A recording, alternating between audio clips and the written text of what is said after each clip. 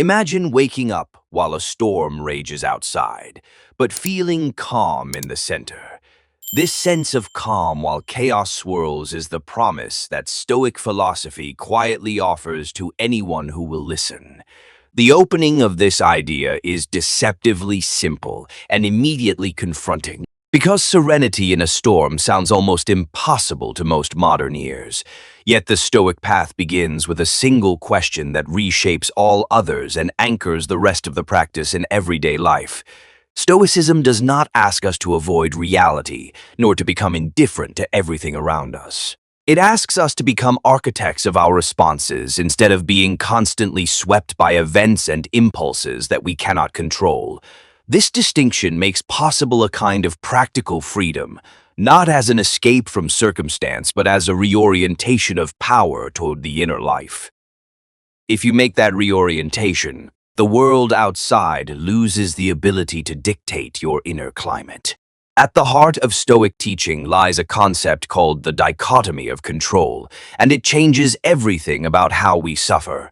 This idea separates the world into two domains, things we can influence and things we cannot influence, which forces us to focus energy where it actually matters.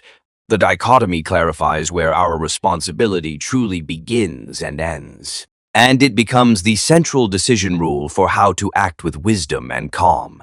When you learn to identify control boundaries, you stop leaking power on illusions and start practicing meaningful agency.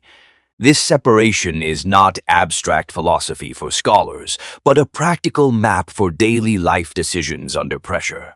It tells us to attend fully to our judgments, intentions, and actions, because two of those are truly ours to shape. Everything else, from weather to other people's moods, exists outside that jurisdiction and therefore cannot be required to comply with our wishes. For modern anxiety, this reframing is like switching from fighting every wave to steering a steady course through them. The Stoics were blunt about responsibility and mercy toward the uncontrollable, and this bluntness has a liberating effect when practiced honestly. They asked people to look at their judgments and to remember that perceptions are not facts, which reframes many painful experiences.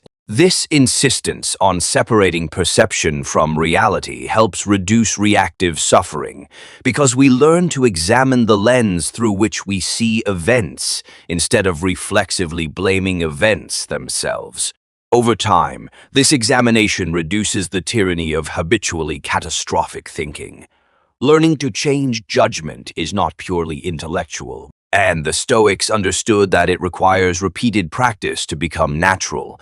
They proposed short daily exercises to rewire response patterns so that calm becomes the default setting instead of anxiety. That repetition is how philosophy becomes muscle memory, ready to be deployed the moment a stressor arrives.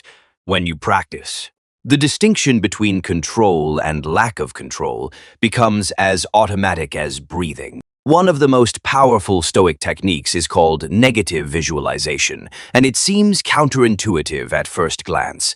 Imagining the loss of things we love or the failure of plans is a deliberate practice for strengthening the mind against future shocks. This practice does not invite pessimism, but rather inoculates the mind by allowing grief and uncertainty to be rehearsed in safe conditions. When discomfort has been anticipated and processed mentally, its power to paralyze diminishes and our ability to respond with clarity increases. Negative visualization also deepens gratitude by highlighting the fragility of what we possess, which transforms appreciation into a daily habit instead of a sporadic emotion. By contemplating the potential loss of a relationship, job, or health, you sharpen the present moment into something intensely valuable. That sharpened appreciation reduces the urge to cling, and therefore reduces the suffering that comes from attachment. Practiced wisely, it becomes a gentle training for equanimity and presence. Marcus Aurelius, the Roman emperor who wrote Meditations, is perhaps the most compelling modern example of Stoic practice amidst chaos. He governed an empire while facing war, disease, and political intrigue, yet he repeatedly reminded himself that his inner life remained within his control. His writings read like a manual for staying steady in a storm, filled with reminders about mortality, perspective, and duty. Marcus did not romanticize hardship. He used it as a testing ground for character and deliberate choice. His practice shows that Stoicism is not a retreat from responsibility, but a method for meeting responsibility without being overwhelmed. Marcus repeatedly asked himself to perform his role well while accepting outcomes that lay beyond his jurisdiction. That dual focus allowed him to act decisively and with moral seriousness even when outcomes were unstable. In this way, his life becomes a model for leaders and ordinary people who must balance effort with acceptance. Understanding desire and attachment is another crucial pillar in the Stoic architecture of freedom. Stoics taught that desire often creates chains because when we anchor our happiness to specific outcomes, we become vulnerable to disappointment. Attachment magnifies suffering by converting external variability into internal catastrophe, which means the fewer strings tied to our mood, the less emotional turbulence we experience. The path toward freedom, therefore, involves refining desire so that it aligns with what is in our control. Virtuous action and sound judgment. This is not a doctrine of suppression or joylessness, and the Stoics made room for pleasure while warning against slavery to it. The wise person can enjoy food, friendship, and beauty while still recognizing that loss is possible and outside their command. That recognition prevents the kind of frantic clinging that turns love into fear and pleasure into anxiety. By orienting desires toward inner goods instead of fickle externals, we preserve our tranquility through life's inevitable ups and downs. In the modern era, anxiety often stems from the illusion that we can control everything, including other people's actions and uncertain futures. Social media, instant communication, and constant choice amplify the sense that we should be able to master all variables, which is psychologically exhausting. Stoicism offers a corrective by reminding us that control is limited and that our power lies in intention and response. That correction is not passive resignation but a deliberate reallocation of energy toward what actually produces flourishing. Applying Stoic principles to contemporary stress is surprisingly practical and direct. And it begins with simple daily decisions. You can start by listing what aspects of a problem are within your influence and which are not, and then act only on what you can change. Another technique is to set clear boundaries around information intake, curbing the urge to react to every headline and notification. Over time, these practices reduce the friction of modern life and free attention for meaningful projects. Voluntary discomfort was a training ground for many Stoics who sought to build resilience through small, controlled deprivations. Practices included occasional fasting, exposure to cold, and sleeping on simple bedding to rehearse endurance without complaint. These small acts have a paradoxical effect by increasing gratitude and reducing fear of hardship, because they remind us that comfort is not a necessary condition for dignity. The discipline of chosen austerity transforms daily inconveniences into manageable tests, rather than catastrophic events. In modern terms, voluntary discomfort can look like cold showers, digital detoxes, or intentional periods of silence and solitude. These exercises recalibrate expectations and demonstrate to the nervous system that survival is possible, even without constant pleasure or stimulation. When the body and mind become accustomed to small hardships, real crises lose some of their terrifying novelty. This method builds the kind of practical courage that is quietly effective in real life. Acceptance, as framed by Stoics, is not about defeat but about clear seeing and wise response to reality as it is. They urged a lucid acknowledgement of facts before deciding how to act, and this clarity prevents wasted emotion and impulsive reactions. Acceptance creates space for deliberate choice because it clears away the clutter of denial and frantic resistance. In that cleared space, one can choose values, set intentions, and respond with composure rather than being hijacked by panic or grief. This kind of acceptance is cultivated slowly through practice and honest self. Inquire rather than demand it as a quick fix. It requires ongoing questioning of the stories we tell ourselves about events and outcomes, and a willingness to hold uncertainty without ideological closure. When you accept what you cannot change without giving up on changing anything at all, you begin to practice a powerful moral form of agency. That paradox, acceptance enabling action, is the engine of Stoic freedom. A practical everyday exercise from the Stoics is a written morning reflection to set intentions aligned with what you control. In this short ritual, you outline your day, consider potential obstacles, and remind yourself of the virtues you wish to embody. Preparing mentally for possible frustrations reduces reactivity and primes the mind to respond according to values rather than habit. This simple habit acts like an armory for the day, equipping you with pre-committed responses and a calmer posture towards surprise. A companion evening exercise involves reviewing actions honestly and without self-aggrandizement, which fosters steady improvement and humility. This review highlights where judgment was clouded and where virtue guided action, and it allows small corrections to accumulate into lasting character change. Over weeks and months, these paired practices transform abstract philosophy into lived competence, making tranquility a habit rather than an aspiration. They also create a feedback loop that tightens the boundary between control and non-control in daily life. Stoic psychology anticipates many findings from modern cognitive science about reappraisal and emotional regulation. When Stoics urge us to change our judgments, they are describing a form of cognitive reappraisal, which therapists now teach explicitly. Both traditions recognize that altering the interpretive frame around events reduces emotional intensity and leads to more adaptive behaviors. In this way, Stoicism is not a relic, but a precursor to techniques now validated by research and clinical practice. Understanding this bridge makes Stoicism accessible to people skeptical of ancient metaphysical claims, because it ties practice to observable outcomes. You can measure the benefits in reduced stress, improved decision-making, and greater persistence in the face of setbacks. That empirical angle helps translate Stoic practices into modern routines, from journaling prompts to breathwork and cognitive exercises. The ancient and the modern thus meet in practical tools for human flourishing.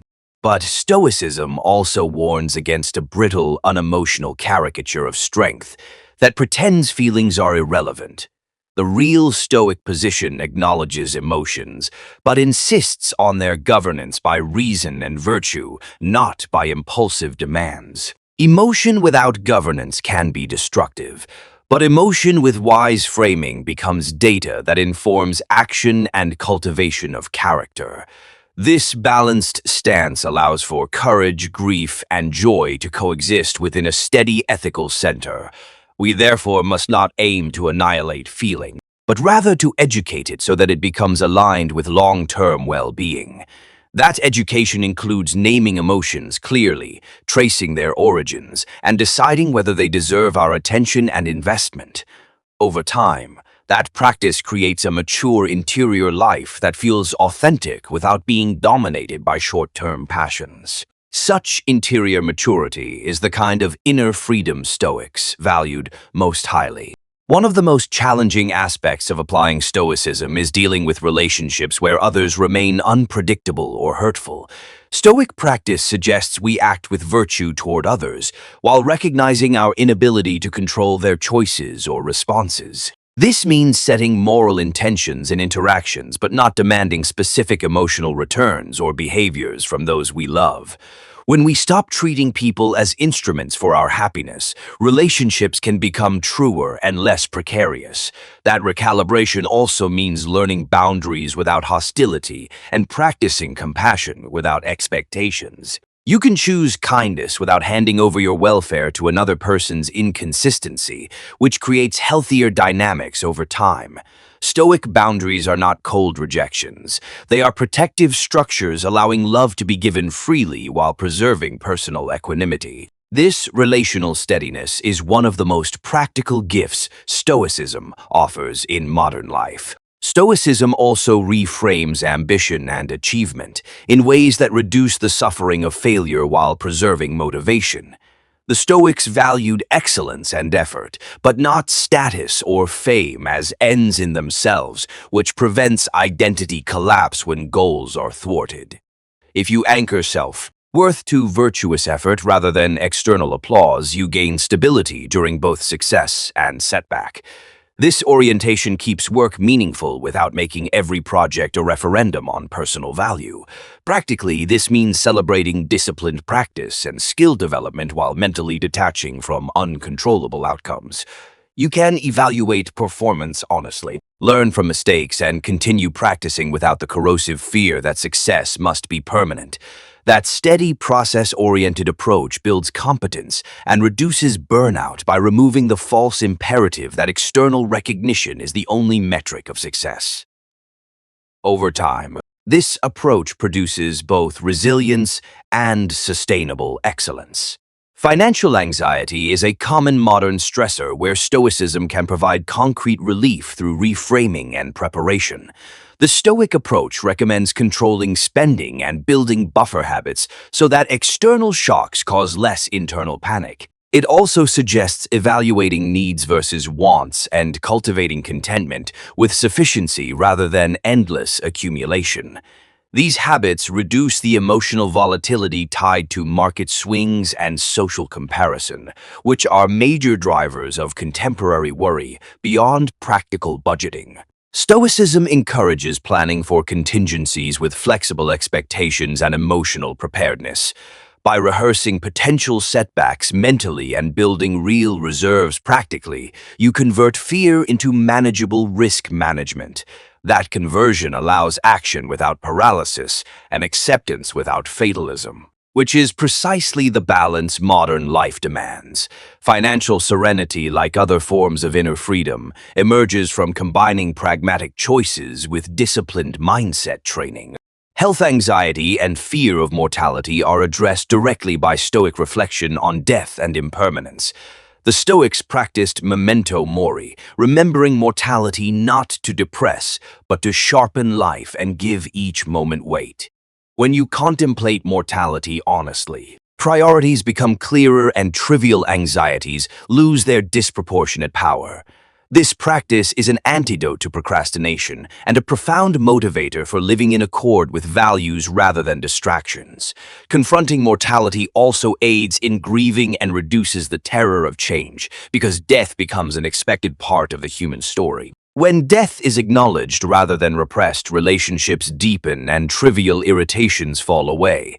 That acceptance encourages more meaningful action and a calmer disposition toward aging and loss.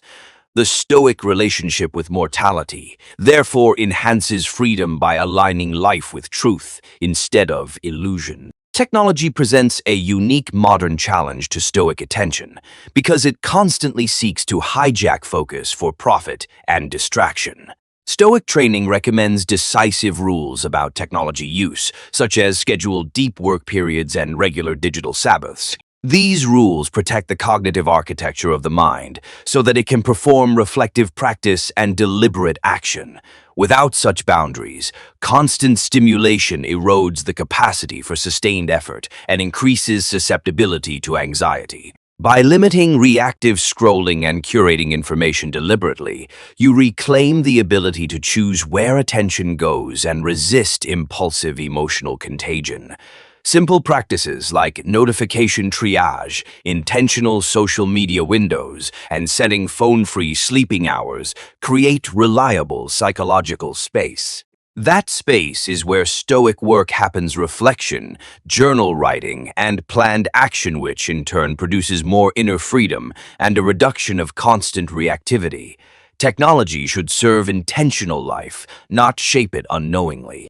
Stoic ethics emphasize living in accordance with nature and reason, which translates into caring for community while cultivating inner strength. The Stoics saw human beings as inherently social and believed virtue included obligations to others, which balances inward cultivation with outward responsibility. Practicing Stoicism, therefore, does not justify isolation or selfishness. It calls for participating in the world with temperance and justice. Freedoms cultivated inwardly are meant to be deployed for communal flourishing and moral action. This civic dimension means that inner freedom supports compassionate engagement rather than withdrawal or cynicism. A Stoic disposition allows you to help others effectively because you are not consumed by anxiety about outcomes or recognition. Your calm presence becomes a resource in difficult circumstances, and your actions can be steady and wise rather than frantic and performative. Stoic inner freedom thus multiplies outwardly in the form of practical, ethical contributions to society. Resistance often amplifies suffering, and a core Stoic insight is that acceptance reduces the energy wasted on futile fights. This does not mean acquiescing to injustice, but rather refusing to be emotionally consumed by things you cannot immediately change. Acceptance allows for clear-eyed strategizing and long-term planning in situations that would otherwise provoke panic. In practice, acceptance becomes the soil from which purposeful action grows because it conserves cognitive and emotional resources for what actually matters. The distinction between passive surrender and active acceptance is crucial, and Stoicism clarifies this difference through disciplined intention. Acceptance paired with virtuous action becomes the most effective way to enact change while maintaining inner composure. That pairing turns obstacles into opportunities for practicing wisdom, courage, and justice rather than into sources of chronic despair. In this sense, acceptance is not the end of agency, but its refinement and liberation. One practical breathing technique complements Stoic reflection by bringing the body into alignment with intention during stress. Slow, diaphragmatic breathing signals safety to the nervous system and creates a physiological basis for clearer judgment. Using brief breath practices when provoked helps break the cycle of escalation and opens space for intentional choice rather than reactive habit. Combined with Stoic cognitive reframing, this somatic tool becomes a reliable anchor in moments of crisis. Integrating breathwork into daily routines primes the body for endurance and reduces the likelihood of emotional hijacking under pressure. This small bodily practice scales into greater capacity for sustained calm and better leadership under stress. It is a low-cost, high-impact method that pairs well with journaling and visualization exercises recommended by Stoic teachers.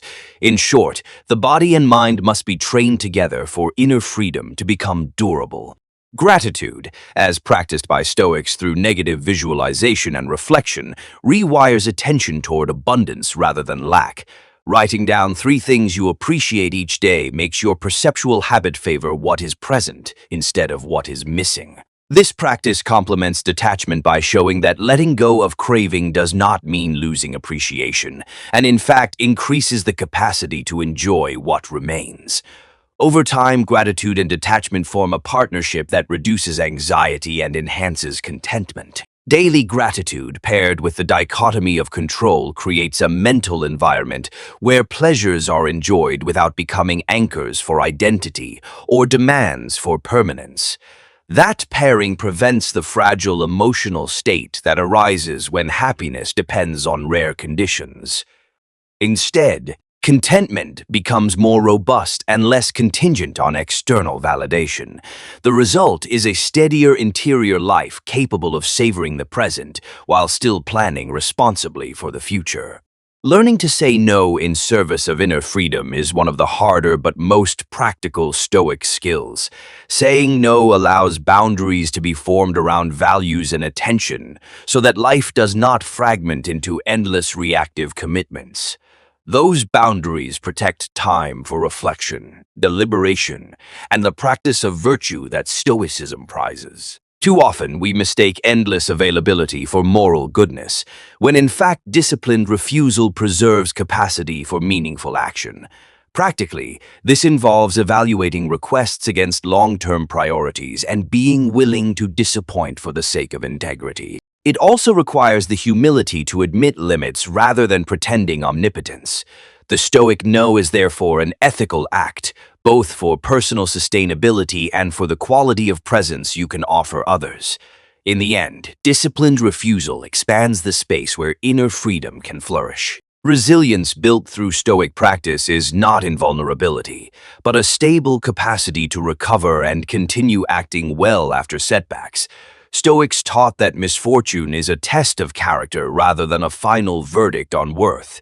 This perspective reframes failure as information for growth and a chance to exercise courage and patience. Resilience, therefore, becomes an outcome of repeated choices aligned with virtue and realistic appraisal of what can be controlled. In daily life, you can cultivate resilience by taking small risks, reflecting on outcomes, and adjusting responses without moralizing mistakes. This iterative approach creates feedback loops that strengthen competence and reduce the fear of trying. Over time, resilience makes inner freedom less fragile because you have rehearsed recovery and learned that setbacks are neither catastrophic nor permanent. That knowledge alone lightens the psychological load of pursuing a meaningful life. A common objection insists that Stoicism deadens passion or reduces joy to monotony, yet the opposite is often true for those who practice it well. When you remove frantic clinging and catastrophic thinking, joy becomes clearer and more sustainable because it depends less on volatile externals. Passion is redirected toward things that can be cultivated with excellence and integrity, which produces a deeper, more lasting satisfaction. This refined joy is not loud, but it is resilient and more compatible with inner freedom. Stoic practitioners therefore often report an intensification of simple pleasures and relationships rather than a flattening of feeling. Removing anxious preoccupations leaves cognitive space for appreciation, creativity, and loving action. The inner landscape becomes less reactive and more spacious, which paradoxically allows feelings to be experienced more fully without being subject to constant upheaval. That richer experience is one of the unexpected rewards of disciplined Stoic practice. Philosophy without ritual tends to remain abstract and easily forgotten, which is why the Stoics emphasize daily routines and short, practical exercises. Rituals like evening reviews, morning intention setting, and scheduled voluntary discomfort make philosophical principles stick by embedding them into lived practice. These rituals are survival architecture for the mind, converting abstract ideals into consistent habits that shape behavior without them. Inspiration fades and old reactive patterns reclaim authority over actions and judgments. Designing your own ritual sequence need not be complicated, and small, consistent habits matter more than grand gestures. Pick a morning reflection, a midday check-in, and an evening review, and pair them with physical practices like breathing or cold exposure. Repeat these patterns until they become second nature and support your capacity to act with more freedom and less turmoil. Over time, these rituals create a character of steady attention and purposeful action. Stoicism's final paradox is that freedom is achieved not by the accumulation of autonomy, but by the relinquishment of illusions about control. The more we surrender the expectation that externals must conform to our desires, the more room we gain for meaningful action. This paradox asks us to stop attempting to legislate reality according to preference, and instead to become the kind of person who can thrive inside uncertainty. That shift is the axis upon which inner freedom turns. When that axis is taken seriously, personal life and public action both become calmer and more effective. You will act with courage where it matters. Accept what you cannot change without wasting energy, and remain morally engaged rather than nihilistic or passive. The Stoic path therefore becomes a model for modern citizenship as well as private tranquility. It is a demanding but generative way to live under unpredictable skies.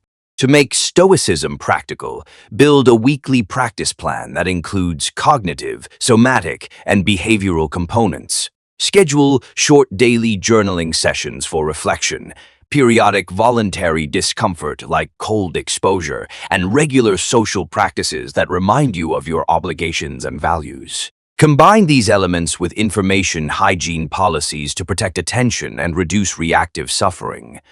Over weeks, these practices compound into a sturdier temperament that handles uncertainty with competence and composure. Creating such a plan also requires humility about progress and patience with setbacks, which are themselves part of the training. Expect inconsistency and treat it as material for further learning rather than reasons to abandon the practice. Gradual, steady commitment will produce far more lasting change than sporadic intensity or perfectionism. In the end, the plan is less about achieving a final state and more about cultivating the habits that sustain freedom day after day. Real-life examples show Stoicism's practical power in crisis, from emergency responders maintaining clarity to leaders making tough decisions calmly. In each case, individuals who practice Stoic principles act from a steadier center and therefore make more reliable choices under pressure. This steadiness reduces mistakes caused by panic and increases the likelihood of effective outcomes.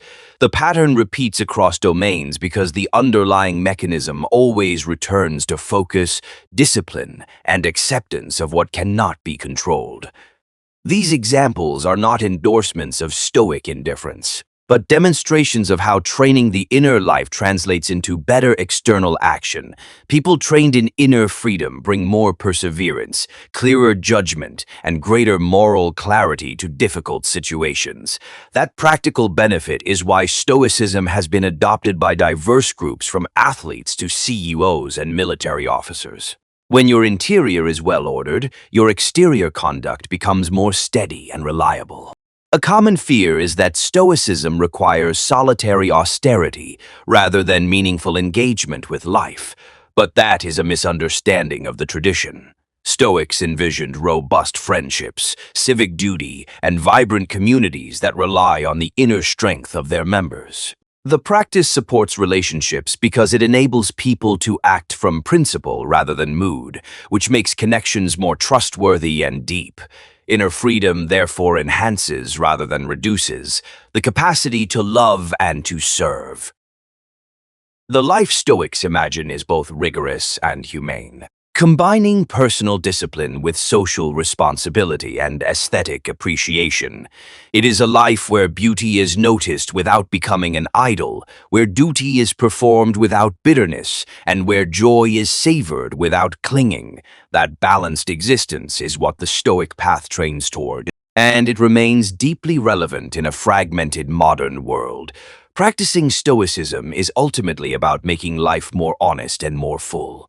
If you are skeptical, begin with tiny experiments that test Stoic claims rather than signing on immediately to a whole philosophy. Try a week of morning reflections, one cold shower a day, and a nightly review of actions and judgments to see what changes. Notice if your reactivity decreases and your appreciation increases, and use those results as the basis for further exploration. Philosophy becomes credible when its practices produce observable shifts in experience and behavior. This empirical approach honors both modern scientific temperament and ancient wisdom by making belief contingent on lived outcome. It also respects the difficulty of real change by recommending incremental steps instead of dramatic transformations. Over time, those small experiments aggregate into a robust personal practice that can sustain inner freedom through life's inevitable trials. The method is simple, but its effects are cumulative and profound. Stoicism offers tools for leaders who must navigate moral complexity while maintaining composure under pressure. Leaders trained in Stoic disciplines tend to prioritize clarity of purpose and steadiness of character over short-term popularity. This orientation reduces performative behavior and increases the chance that decisions are grounded in principle and long-term reasoning. Consequently, teams led by such individuals often experience less volatility and more sustained performance under stress. Leadership practice can include structured reflection on values, simulated rehearsals of possible crises, and explicit rules for information intake and delegation. These practices make it less likely that leaders will be swayed by panic or agitation in critical moments. By embedding Stoic rituals into leadership routines, organizations can cultivate cultures that value resilience and moral courage. Such cultures are better equipped to handle uncertainty while protecting the psychological health of their members. Creativity and stoicism are not enemies, and creative people can use stoic discipline to protect their work from spiritual fragility. Artists often suffer from sensitivity to criticism and patchy productivity. And stoic techniques can reduce shame and produce steadier output. By focusing on the craft and processes within control, creatives can detach from the fickle winds of acclaim and discover a more stable sense of worth.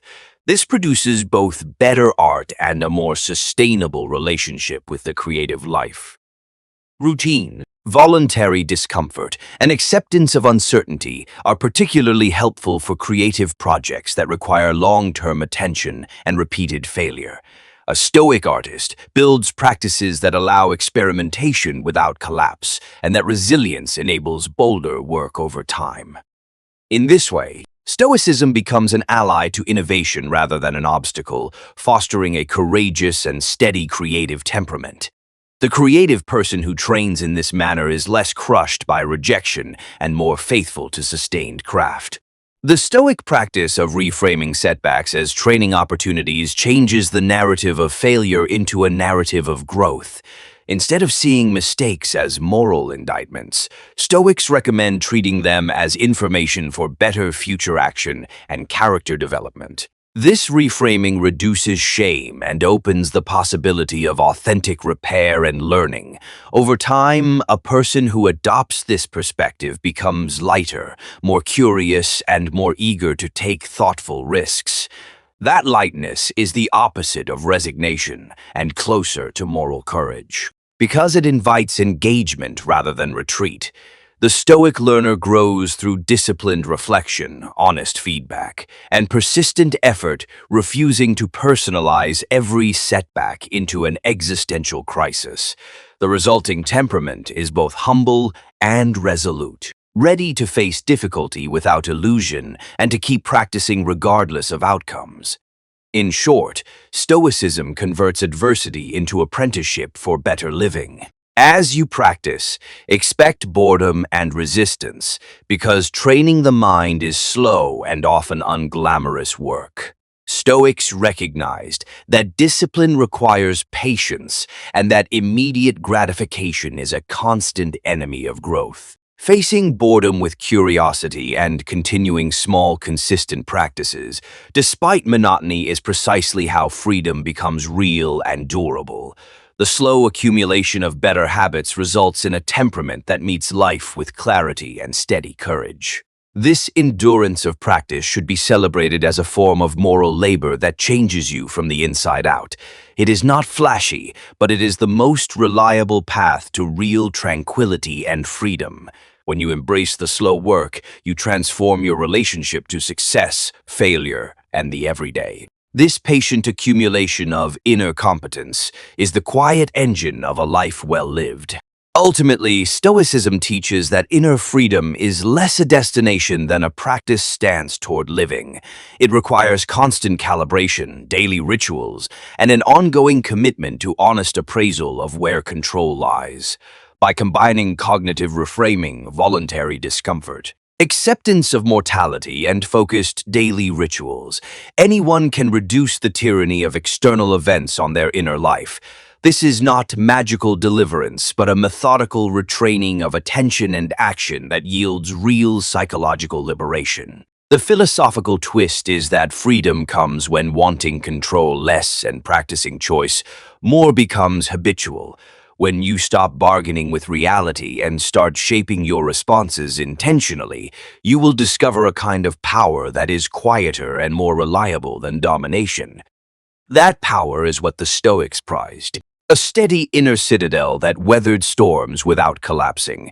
If this gave you a new perspective, hit subscribe and join the journey towards steady inner strength.